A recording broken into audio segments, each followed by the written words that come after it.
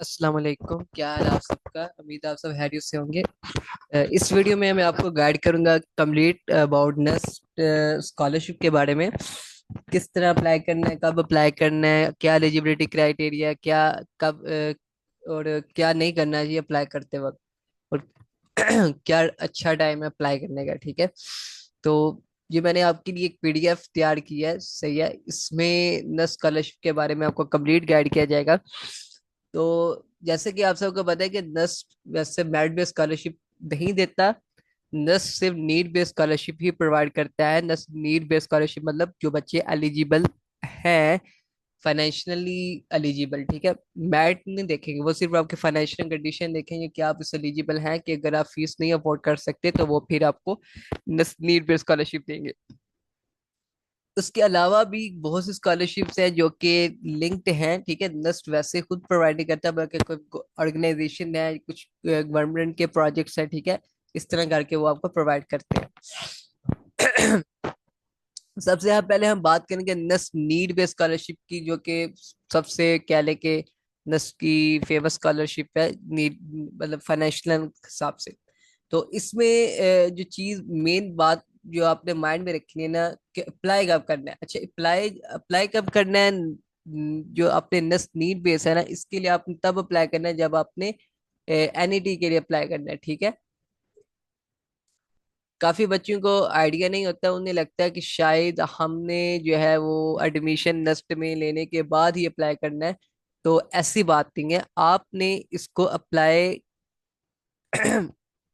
NET जब आप form fill करेंगे, एनईटी का फॉर्म फिल करने के बाद जो नेक्स्ट स्टेप होगा, जो बच्चे स्कॉलरशिप लेना चाहते हैं उनका जो स्टेप होगा कि वो नीड बेस्ड फाइनेंशियल एड जो नस की स्कॉलरशिप उसके लिए अप्लाई करेंगे। कैसे करने के पहले जी आपका जो एप्लीकेशन फॉर्म है, ठीक है, जहाँ पे आप एप्लीकेशन फॉर्म तो फिल करेंगे, एप्लीकेशन फॉर्म फिल करने के बाद इस तरह का मैं आपको दिखा देता हूँ।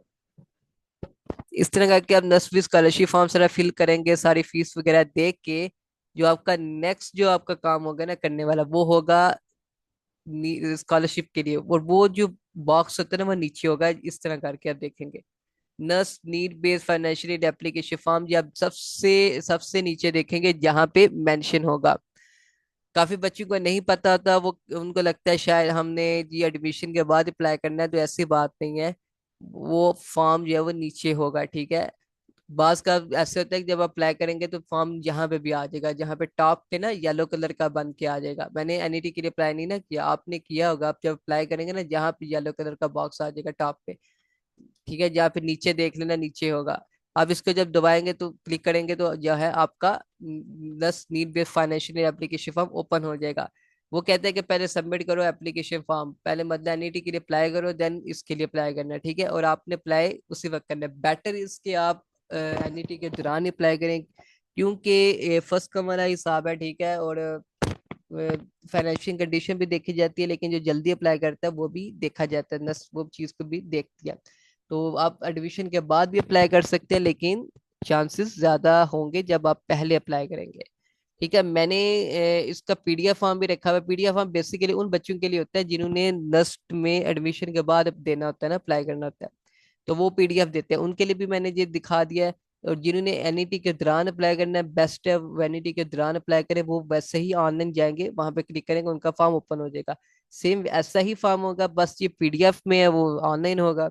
ठीक है, इसमें हर इंफॉर्मेशन जो है ना आपने देनी है। इसमें सबसे पहली जो बात का ध्यान रखना है वो यही है कि आपने इंस्ट्रक्शन जो लिखी होंगे ये सारी, इनको अच्छे से देख रहे हैं कि क्या चीज वो मांग रहा है, कैपिटल लेटर में फिल करना है हर चीज इंफॉर्मेशन। और सेकंड जो बात आपने माइंड में रखनी है वो ये रखनी है कि आपने हर इंफॉर्मेशन जो भी देनी है वो बिल्कुल ठीक इंफॉर्मेशन देनी है। ठीक है, आपने कोई इंफॉर्मेशन गलत नहीं देनी। अगर आपने इंफॉर्मेशन गलत दी और पता चला तो आपका एडमिशन भी कैंसिल कर दिया जाएगा। तो आपने इंफॉर्मेशन बिल्कुल एक्यूरेट देनी है। वो आपसे कोई भी इंफॉर्मेशन पूछते हैं, ठीक है, आपके फादर की सैलरी पूछते हैं, आपके घर का खर्चा पूछते हैं, आपके घर का रेंट पूछते हैं, घर कितना बड़ा है ये पूछते हैं, आपके पास क्या चीज है, आपके पास मोटर बाइक है, आपके पास कार है, कौन से मॉडल की है, कितना कितनी चली हुई है, किसके नाम की है, रेंट है, जमीन कोई नाम है आपके, कुछ है, कितने कमरे हैं घर के, वो सारी चीजें आप देख रहे हैं। जहाँ पे मंथली फूड का भी पूछ रहे हैं, कितने किचन एक्सपेंडिचर आपके, आपका मेडिकल के कितने खर्चे है, ट्रैवलिंग का खर्चा कितने आपका, अगर आपको सिबलिंग्स पढ़ाई कर रहे हैं वो कहाँ पढ़ते हैं, कितना कितनी फीस है उनकी, कौन से कॉलेज है, गवर्नमेंट का है प्राइवेट का है, कितना खर्चा आ रहा है उनका मंथली, आने जाने का खर्चा बताएं, फीस का बताएं, घर है आपके पास, जमीन है आपके पास, गोल्ड कितना है, सिल्वर कितना है, हर चीज की आपने इंफॉर्मेशन देनी है, और बिल्कुल आपने एक्यूरेट इंफॉर्मेशन देनी, कोई इंफॉर्मेशन आपने गलत नहीं देनी। और ये फॉर्म आपने अपने फैमिली के साथ बैठ के अपने पेरेंट की मौजूदगी में फॉर्म फिल करना है, ठीक है, और बड़े ध्यान से करना है, जल्दीबाजी नहीं करनी, ध्यान से करना है, और हर इंफॉर्मेशन आपने ठीक देनी है। नंबर ऑफ कैटल भी पूछे हैं कि आपसे, हर चीज आपने बतानी है, ठीक है, जो जो इन्होंने पूछा है। सेम इसी तरह का फॉर्म ऑनलाइन भी होगा, ठीक है, तो आपको वो इजीली समझ आएगी, कोई इतना मुश्किल फॉर्म नहीं है, ठीक है। इलेक्ट्रिसिटी बिल पूछ रहे हैं, गैस का बिल कितना, वाटर का बिल कितना, टेलीफोन का बता दे, टोटल बिल कितना है, टोटल ट्यूशन फी पूछ रहे हैं, हॉस्टल ड्यूज, हॉस्टल में तो नहीं कोई रहता, कितनी फीस है, खाने का खर्चा, ठीक है। उसके अलावा आप देख सकते हैं सारी इंफॉर्मेशन, प्रॉपर्टी तो नहीं है, अगर घर रेंट वाला है तो कितना रेंट है, वो सारी इंफॉर्मेशन आपने देनी है। इस तरह आपका ऑनलाइन फॉर्म भी आ जाएगा, ठीक है। इसमें ये पॉइंट था, ये आपका पहला आपका क्लियर होगा कि नस्ट जो नीड बेस्ड स्कॉलरशिप है उसके लिए आप एनईटी के दौरान ही अप्लाई करेंगे। वो फॉर्म कहाँ होगा वो भी मैंने आपको दिखा दिया कहाँ पे होगा। उसके अलावा क्या आप, अगर आपका एनईटी के दौरान मिस हो गया, क्या आप बाद में अप्लाई कर सकते हैं? जी आप बाद में भी अप्लाई कर सकते हैं। एप्लीकेशन फॉर्म के बाद नीचे नस्ट नीड बेस्ड जहाँ पे क्लिक करेंगे आपका फॉर्म ओपन हो जाएगा, आपने साथ ही सबमिट कर दें, जल्दी करेंगे फायदे में रहेंगे। बाद में करना है तो आप पीडीएफ फॉर्म में, वो भी आपको मैंने दिखा दिया, पीडीएफ दे सकते हैं, लेकिन चांसेस कम होते जाएंगे। एक और बात का आपने ध्यान रखना है कि नस्ट में आने के बाद, स्कॉलरशिप मिलने के बाद भी आपका सेमेस्टर वाइज या पर ईयर आपका इंटरव्यू लिया जाएगा। वो हर साल या हर सेमेस्टर आपसे पूछेंगे कि अब आपकी फाइनेंशियल कंडीशन कैसी है, अब आपका बेहतर हुआ है या वैसे ही है, या जो भी है वो आपसे, जो भी इंटरव्यू में पूछेंगे वो आपसे इंटरव्यू लिया जाएगा, ठीक है। ये आप, ये नस की मेन यही स्कॉलरशिप होती है, नस नीड बेस्ड स्कॉलरशिप, ठीक है। इसको आपने अच्छे से फॉर्म को फिल करना है। इसके अलावा मैंने नीचे सारी गाइडलाइन जितनी भी है ना उनके भी लिंक सारे ऐड कर दिए। आप जहाँ पे जब जाएंगे क्लिक करेंगे लिंक वगैरह, तो ये फॉर्म पीडीएफ आपको दिया जाएगा, पीडीएफ डिस्क्रिप्शन में नीचे लिंक दिया होगा, आप वहां से इसको एक्सेस कर सकते हैं, ठीक है। उसके मैंने गाइडलाइंस भी सारी ऑफिशियल वेबसाइट से सारा, ठीक है, डाटा सारा वहीं से है। आपने किसी भी और वेबसाइट में नहीं जाना है कि किसी और कोई यार गैर वेबसाइट का बोले कि वहां भी ये लिखा, नहीं, जो वेबसाइट मेन वेबसाइट है मैंने उसी का ही लिंक ऐड किया था, आपने वहीं से देखना है, ठीक है। जी सारी इंफॉर्मेशन मैंने आपको बता दी है कि उन्हें स्टेप बाय स्टेप आपको गाइड किया हुआ है, ठीक है, वीडियो की फॉर्म में भी उन्होंने आपको गाइड किया हुआ है। तो ये आपने अच्छे से सारी गाइडलाइंस देख लेनी है। इसी तरह डॉक्यूमेंट्स रिक्वायरमेंट, कौन कौन से डॉक्यूमेंट चाहिए उसका भी मैंने लिंक ऐड कर दिया, ठीक है। उसके अलावा जो नस की नीड बेस्ड स्कॉलरशिप है, उनके अलावा जो स्कॉलरशिप्स है ना, उनमें सबसे पहले है पंजाब एजुकेशनल जो फंड है, ये, ठीक है, ये स्कॉलरशिप दी जाती है। अच्छा, इसके अलावा जो स्कॉलरशिप हैं ये सारी नस्ट आने के बाद ही आप अप्लाई कर सकते हैं, ठीक है, इन स्कॉलरशिप्स के लिए। तो यहाँ पे आप देख सकते हैं इसका एलिजिबिलिटी क्राइटेरिया कि पंजाब का डोमिसाइल होना चाहिए, 60% मार्क्स आपके इंटर में होने चाहिए, और मंथली जो फादर की फी है ना वो 60,000 से कम हो, ठीक है, फाइनेंशियल, देन आप इस स्कॉलरशिप के लिए अप्लाई कर सकते हैं। और ये आप जब बीएस में एडमिशन ले लेंगे देन आप इसके लिए अप्लाई कर सकते हैं। तो उसका भी मैंने आपको लिंक दे दिया, आप इस लिंक के जरिए जाके आप चेक कर सकते हैं कि अभी अभी चल रही है 2024 टू 2025, और आप अपने हिसाब से इस लिंक के जरिए देख सकते हैं, आपको सीधा जी इसी वेबसाइट पे ले जाएगा।